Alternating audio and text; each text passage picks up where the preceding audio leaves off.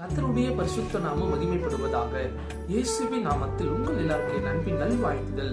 இந்த புதிய நாளில கூட கர்த்தராகிய தேவன் நமக்காக கொடுக்கும் வேத வாக்கியம் என்னவென்றால், மார்க்கு 14:38 சோதனைக்கு உட்படாதபடிக்கு வீட்டிலிருந்து ஜெபம் பண்ணுங்கள் என்றார். இதோ இந்த சத்தத்தை கேட்டுக்கொண்டிருக்கிற அன்பின் சகோதர சகோதரிகளே, நம்முடைய ஆண்டவராகிய இயேசு கிறிஸ்துவின் காலத்திலும் அவருக்கு ஒரு சோதனை ஏற்பட்டது.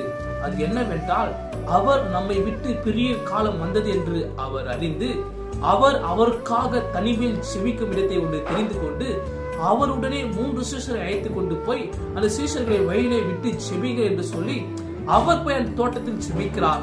இந்த சத்தியத்தின் நோக்கம் என்னவென்றால், ஆண்டவராகிய இயேசு கிறிஸ்துவுக்கே சோதனை இருக்கு சொல்ல அவர் பிதாவிடத்தில் செபிக்கிறார். இதான் நாம் அற்பமான மனிதருக்கு நம்மளுடைய வாழ்க்கையில் அநேக சோதனைகள் ஏற்படலாம். அந்த சோதனை கண்டு நாம் சோர்ந்து போறோம், அந்த சோதனை கண்டு நாம் செபிக்காம இருக்கலாம்.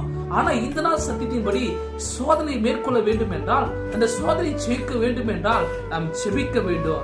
எப்படி செபிக்க வேண்டும் என்றால், நாம் சோர்ந்து போகாம, நம்ம உறங்கி கொண்டு இல்லாம நம் ஊக்கத்துடன் செபிக்க வேண்டும், வீழ்த்திலும் செபிக்க வேண்டும். அப்படி செபித்தீர்கள் என்றால் உங்கள் வாழ்க்கையில் இருக்கிற சோதனைகளாம் இயேசு மாற்றுவார். ஆமென்.